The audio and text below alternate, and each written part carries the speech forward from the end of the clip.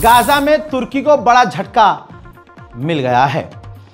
तुर्की कोशिश ये कर रहा था और अमेरिका भी तुर्की के साथ था कि तुर्की की फौज गाजा में तैनात होगी, वहाँ की सिक्योरिटी देखेगी, हमास को कंट्रोल करेगी, वहाँ की सिचुएशन हैंडल करेगी, सिक्योरिटी देखेगी। अमेरिका राजी था कि हाँ भाई ठीक है, तुर्की को दे दो कंट्रोल। इजराइल शुरू से राजी नहीं था, इजराइल बार बार मना कर रहा था। जब मीटिंग हुई तो मीटिंग में नेतन्याहू ने वीटो पावर इस्तेमाल कर ली। यानी वीटो पावर आपको क्या मैं एक्सप्लेन करूं, 5 देश हैं, 5 देशों का ग्रुप है और 5 देश परमानेंट ग्रुप हैं और 50 देश टेम्परेरी हैं, मेंबर हैं बस।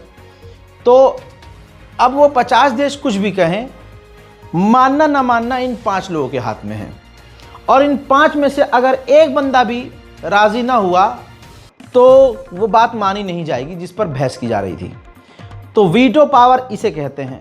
तो जब अमेरिका कह रहा था हाँ तुर्की की फ़ौज गाज़ा के अंदर तैनात और काम शुरू कर दे, इस बारे में जब मीटिंग हुई तो भाई इजराइल ने वीटो पावर इस्तेमाल कर लिया और कह दिया हम राज़ी नहीं हैं, तुर्की गाज़ा में तैनात नहीं होगा।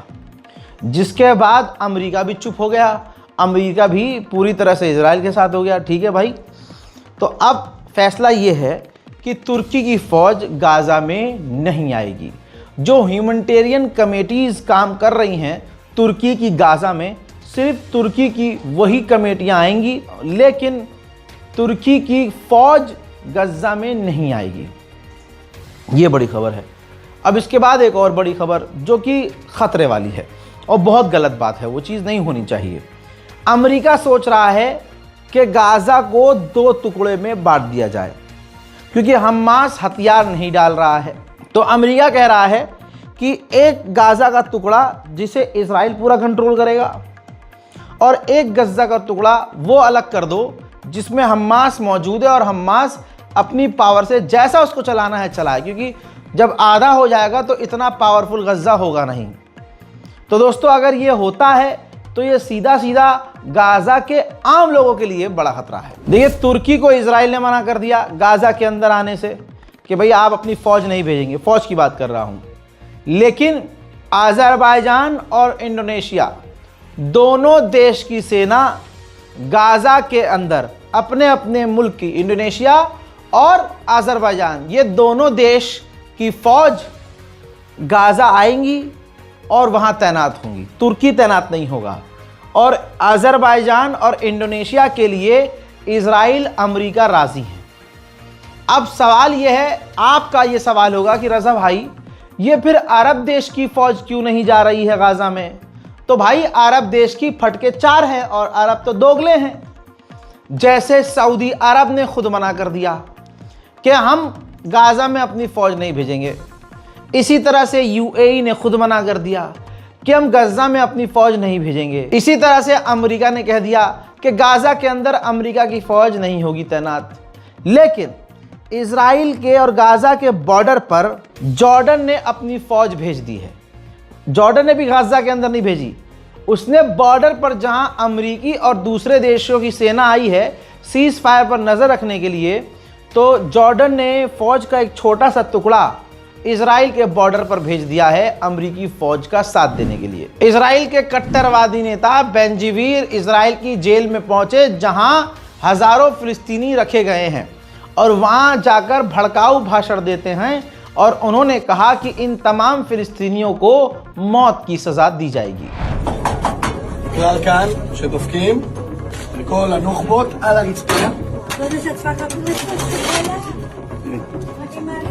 כולם על הרצפה. מינימום של מינימום תנאים, תגיד, אתה תצלמי, מינימום של מינימום תנאים, אין מרמלדות, אין שוקולדות, אין טלוויזיה, אין רדיו, אין כל מה שהיה כאן לקחנו, אבל חייב להיות עוד משהו אחד, עונש מוות. भाई अभी भी इजराइल ने रास्ते बंद किए हुए हैं, बहुत लिमिटेड समय के लिए रास्ता खोल रहा है और एक तरह से ये सब दिखावा चल रहा है। अभी भी गाज़ा में जुल्म और तशद्दुद जारी है। आप ये समझ लीजिए गाज़ा में 3 बच्चे इसलिए मारे गए क्योंकि उनको इलाज नहीं मिला।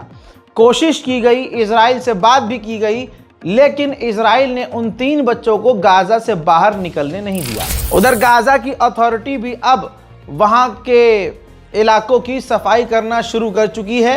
ये तस्वीर देख लीजिए, तुर्की तो काम कर ही रहा है, लेकिन वही कंफ्यूज मत होइएगा, तुर्की की फौज नहीं, तुर्की की सिविल डिफेंस कंपनियां काम कर रही हैं। इसी तरह से गाजा की जो सिविल डिफेंस एजेंसीज हैं, उन्होंने भी मलबों को साफ करना शुरू कर दिया है, जिसकी तस्वीर आप देख रहे हैं। पूरी दुनिया चू नहीं है, सबको नजर आ रहा है, लेकिन अभी भी जो पेशाब पीने वाली कौम है, उनको जो टीवी पर नजर आता है उनको सच लगता है। आइए बहुत बड़े प्रोपेगेंडे का खुलासा उन्हीं की गलती की वजह से मैं आपको बता रहा हूं। जर्मनी का जो सीईओ है, कौन सी मीडिया एजेंसीज का, एक ऐसा बंदा जैसे हमारा अंबानी है भाई, अंबानी के अंडर न्यूज़ 18, एनडीटीवी, जी न्यूज़, अलाना न्यूज़, सारे बड़े बड़े चैनल, और वही प्रोपेगेंडा चलवाता है मोदी का और आरएसएस का। अब हमारे यहाँ आपने देखा, यहाँ तक कि हिंदुओं को भी पता है कि हराम और हलाल मुसलमानों में खाने पर होता है, हलाल सर्टिफिकेट सिर्फ खाने के लिए होता है, पहनने पर हलाल नहीं होता है कि भैया भाई ये हलाल कपड़ा दिखाना, हराम कपड़ा दिखाना, अरे भाई हलाल चीज़ दिखाना, अरे खाने में होता है। लेकिन भारत का एक सीएम है जिसको ना अपने धर्म की नॉलेज है न दूसरे की। अरे अगर तुम्हें अपने धर्म की नॉलेज है तो अपने धर्म का प्रचार करो, लेकिन अगला इंसान विकास की बात करने के बजाय जहर की बात करता है। अब उसका बयान आपने सुन लिया होगा, जिस पर वो ये कह रहा है कि ये तो मैंने कह दिया ये फर्जी है, ये तो फ्रॉड है, ये तो गलत है, ये खाने में ये तो माचिस झटका है, माचिस झटका है, क्योंकि झटके से जलाओगे तो माचिस जलेगी, धीरे धीरे हलाल चलाओगे हलाल तरीके से तो नहीं। भाई साहब, जहालत कूट कूट के भरी है। प्रभु श्री राम ने कह दिया कि संसार में सबसे बड़े जाहिल आदमी को देखना है तो यहां और इसे देखो, सुनो इसकी बातें। आप जब कोई सामान खरीदते हैं तो सामान खरीदते समय एक चीज जरूर देखिए, क्या उसमें हलाल सर्टिफिकेशन तो नहीं लिखा हुआ है, यानी हर वस्तु में हलाल सर्टिफिकेशन। हमने यूपी में बैन किया है, मुझे लगता है कि आज यूपी के उत्तर प्रदेश के अंदर कोई उसको खरीदने का या कोई बेचने का दुस्साहस नहीं करेगा। लेकिन आप आश्चर्य करेंगे, साबुन का भी हलाल, कपड़े का भी हलाल, दियसलाई का भी हलाल। मैं बहुत चक था, एक अधिकारी बोला साहब इसमें, मैंने कहा भी देखो नहीं नहीं नहीं एक षड्यंत्र है भाई। मैंने कहा माचिस तो झटका वाला है, आप एक झटके में लगाएंगे तो तभी आग जलेगा, आप हलाल करते रहेंगे तो कभी जलेगी नहीं वो माचिस। तो मैंने कहा इससे बड़ा झूठ क्या हो सकता है। जहालत की इंतहा, सिर्फ खाने में होता है हलाल, हलाल सर्टिफिकेट सिर्फ खाने में होता है कि भाई झटके से तो नहीं काटा है, हलाल तरीके से काटा है। डॉक्टर्स कहते हैं कि झटके से अगर कोई चीज, मतलब झटके से अगर जानवर काटा जाए तो बदन का खून, बॉडी का खून एकदम से वहीं रुक जाता है, जम जाता है, और वो खून, वो गोश्त बहुत खराब होता है सेहत के लिए। लेकिन अगर आराम से ज़बह किया जाए, आराम से हलाल तरीके से काटा जाए, तो पूरी बॉडी का जो खून है जानवर का, वो आराम आराम से निकल जाता है। सड़ा हुआ खून अंदर रहता नहीं, या अंदर जमकर अचानक से वो जमता नहीं है, वो पूरा जो वेस्ट है वो निकल जाता है, और फिर गोश्त के जो रेज़े हैं वो नुकसान नहीं पहुंचाते, उस गोश्त के अंदर बीमारी नहीं पाई जाएगी। लेकिन मुसलमानों की नफरत में जो कल तक टटपूंजिये बयान देते थे, आज उत्तर प्रदेश का सीएम ऐसा बयान दे रहा है, तो आप समझिए कि कितनी नफरत खुद सीएम के दिल में मुसलमानों के लिए है। अरे तुम झटका खाओ भैया, मुसलमान कुछ कह ही नहीं रहा है कि नहीं झटका नहीं खाना। अरे तुम झटका खाओ, सड़क से उठाकर गू खाओ, गधे का पेशाब पियो या गाय का पेशाब पियो। अरे जिनके यहाँ कॉन्सेप्ट सफाई का ये हो कि अगर किसी जगह को साफ करना है तो पानी से नहीं करेंगे, गू लेप देंगे, वहाँ हम पेशाब से धो देंगे। तो जिनकी नज़र में सफाई ये है कि पेशाब और गू साफ है, लेकिन मुसलमान अगर वहाँ 5 टाइम का नमाजी या खाली बैठ जाए और 2 रकत नमाज पढ़ ले तो उनके लिए ये नजीस है और गू पाक है। तो भाई इनका हराम हलाल कॉन्सेप्ट इन्हीं के तरह बिना सर पैर का है। बहरहाल अब ये सब प्रोपेगेंडा है भारत के अंदर, और इसको गोदी मीडिया बढ़िया करके चला रही है पिछले कई सालों से। हालांकि अब गोदी मीडिया नंगी हो चुकी है। ऐसे ही जर्मनी ने वेस्टर्न मीडिया के अंदर मेहनत करके किस तरह से प्रोपेगेंडा इजराइल का चलाया, खुद एक्सपोज हो गए।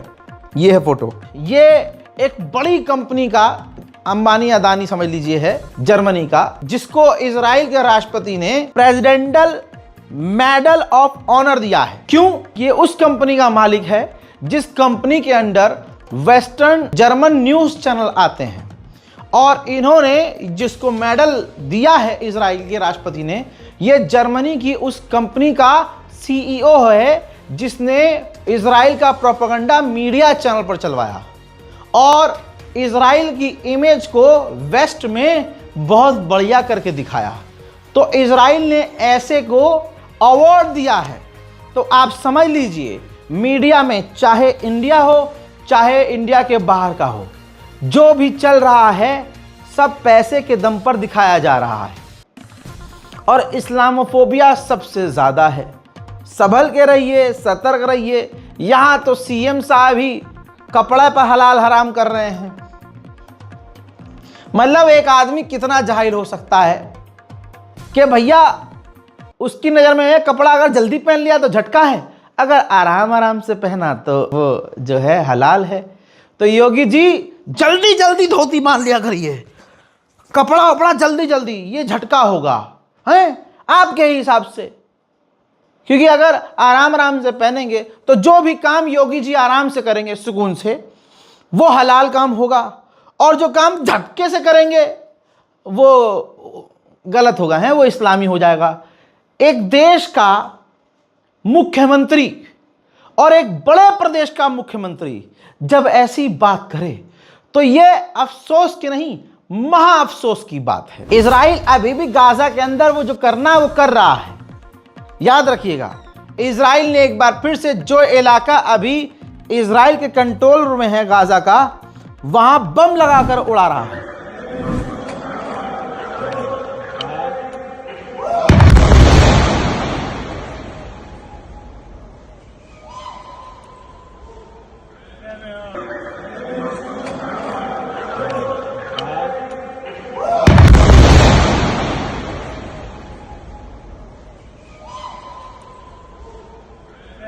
इजराइल के विदेश मंत्री ने कहा कि हमास को हथियार डालना ही होगा, हम किसी भी तरह से इस बात से कॉम्प्रोमाइज नहीं करेंगे।